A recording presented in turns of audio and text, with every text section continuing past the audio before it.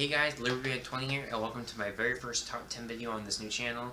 Today I'm going to be going over the top 10 things Liberty University football could do in 2017 season.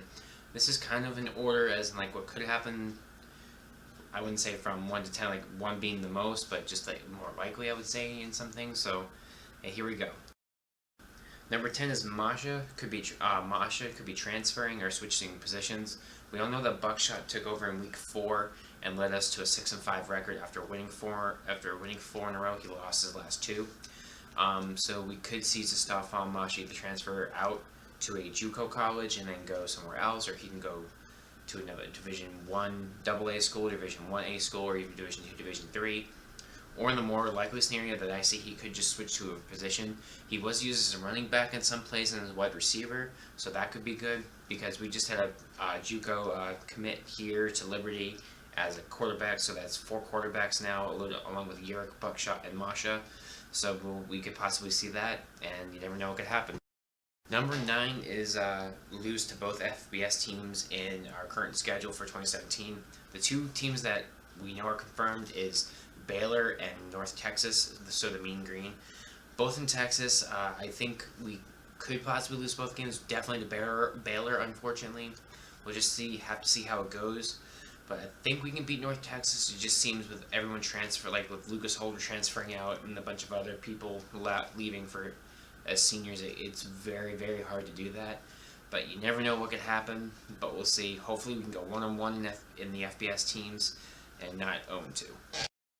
Number 8 is moving up to the FBS as an independent. This was first reported by a Sea of Red and other things. It's a very good possibility. Just because we don't go to a conference doesn't mean we can't move up.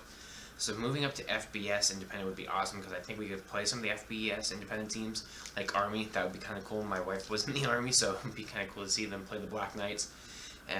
But you never know. I think that's a very, very possible move to go off to the FBS as an independent. Just get our name out there for a couple years, and after 2 years of being independent and on, I won't say probation, I forget what it's called, but after that we'll be bowl eligible, go 6-6, and hopefully win our first bowl game in program history. Number 7 is another 6-5 season. We've had 2 straight 6-5 seasons, 3 overall in Coach Gill's tenure here at Liberty University. It's very possible because we could, definitely, I won't say beat the weaker teams in the Big South, but there's obviously some chances that we can win a couple games here and there, and then when it comes to the big ones, we'll lose. But you never know. I just have a feeling, though, after going possible 0-2 start with the FBS teams, we could possibly just see another 6-5 season for Liberty Flames this year. 6 is losing to CSU again for the 4th straight year. I was going to move this down a lot lower because the old head coach of Charleston Southern has left Charleston Southern to become the offensive coordinator at Coastal Carolina. So we might be able to beat them this year because of a different coaching aspect, but they did hire within. But we'll see. I honestly think we can beat CSU this year. It's just we have to make sure that our offense goes well and nothing happens. Number 5 is more people transferring out of the program. I think this is going to happen because of our current hiring of Ian McCaw as our athletic director. What I find interesting about this is people don't like what he did or what happened at Baylor, so they're kind of blaming him for that. And we saw that with Lucas Holder transferring out, as he felt that Liberty wasn't the place for him anymore.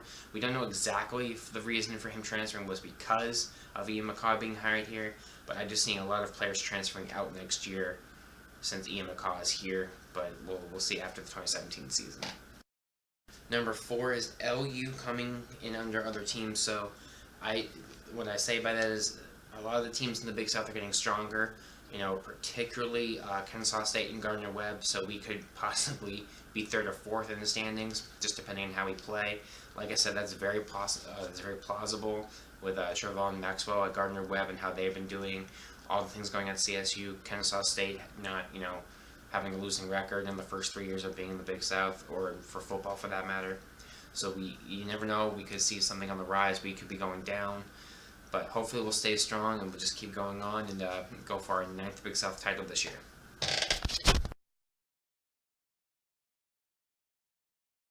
Number 3 is that we won't be ranked. This kind of goes down with number 7 being 6-5 season. I don't think we'll be ranked for a while, if at all, because just of all the teams we have to play and just how I think our roster looks currently right now. Hopefully the current recruits that are coming in from the recruiting class will help us there. We can start some freshmen right away. It's just really hard when we're lack of depth is also there. Like I said, the teams that will be playing currently for the 2017 season are Baylor, North Texas. I know that we're playing, I believe, Indiana State at home as well.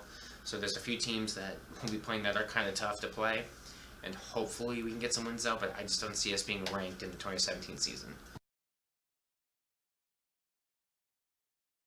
Number 2 is Buckshot. Will be starting all 11 games for us this year.